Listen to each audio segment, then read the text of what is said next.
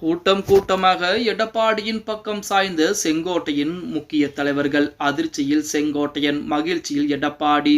நண்பர்களே, அதிமுக தொண்டர்களாக இருந்தீங்க அப்படின்னா மறக்காம நம்ம சேனலை சப்ஸ்கிரைப் பண்ணிட்டு இந்த வீடியோக்கு ஒரு லைக் பண்ணிருங்க.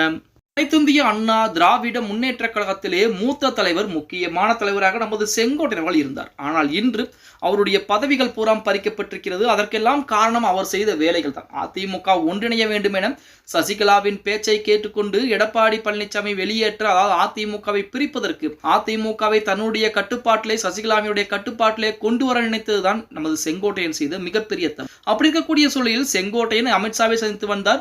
அதே போல தினம் தினம் ஈரோட்டிலே 10,000க்கும் மேற்பட்ட நபர்களை சந்திக்கிறார் அப்படிங்கிற மாதிரி செய்திகள்லாம் வெளிவந்தாலும் அவர்கள் அனைவருமே பணம் கொடுத்து கூட்டிட்டு வந்தப்பட்ட நபர்கள் அப்படிங்கிற செய்திகள் தற்போது வெளிவந்து கொண்டு, செங்கோட்டையன் அவர்களை பொறுத்த வரைக்கும் ஈரோடு மாவட்டத்தை தாண்டி அவருக்கு சுத்தமாக ஆதரவுகளே இல்லை அப்படிங்கிற செய்திகளும் வெளிவந்து கொண்டு, இப்படிப்பட்ட சூழலில் செங்கோட்டையன் இருக்கக்கூடிய முக்கியமான ஒரு ஆதரவாக கூடிய செல்வராஜ் அவர்கள் நேற்றிடம் எடப்பாடி பழனிசாமியிடம் நேரடியாகவே சரணடைந்திருக்கிறார் அப்படின்னே கூட.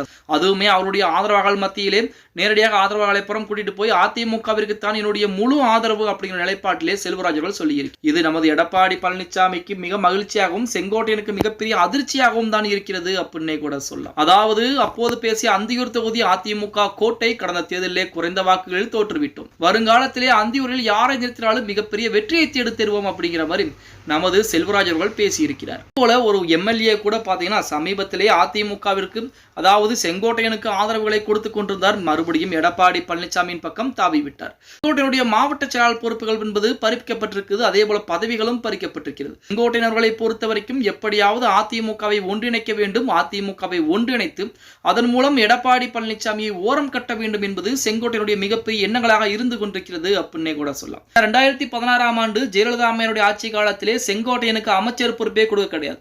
ஆனால் 2017ஆம் ஆண்டு ஜெயலலிதா அம்மையார் இறந்த பின்பு செங்கோட்டையனுக்கு பள்ளிக்கல்வித்துறை அமைச்சரை பொறுப்பை கொடுக்கிறார் நமது சசிகலா அம்மையார். அன்றிலிருந்து சசிகலாவின் விசுவாசியாக செங்கோட்டையன் மாறியிருக்கிறார். அது மட்டுமல்லாமல் இந்ததான் சரியான நேரம், இதை விட்டால் அதிமுக ஒன்றிணைப்புக்கு வாய்ப்புகள் என்பது கிடையாது. சசிகலாவுடைய கைக்கு அதிமுக போகாது, குடும்ப கட்சியாக மாற்ற முடியாது, நம்மளுக்கு பதவிகள் எதுவும் கிடைக்காது அப்படிங்கிற காரணத்தினால் சசிகலாவுடைய பேச்சை கேட்டு தற்போது செங்கோட்டையன் மிகப்பெரிய போர்க்குடியை உயர்த்தி இருக்கிறார். அது மட்டுமல்லாமல் அமித்ஷாவை சந்தித்து வந்தார். அமித்ஷாவை சந்தித்தாலும் அதிமுகவில் ஒன்றும் செய்ய முடியாது. ஏன்னா அதிமுக எடப்பாடி பழனிசாமியுடைய கட்டுப்பாட்டில் இருக்கிறது.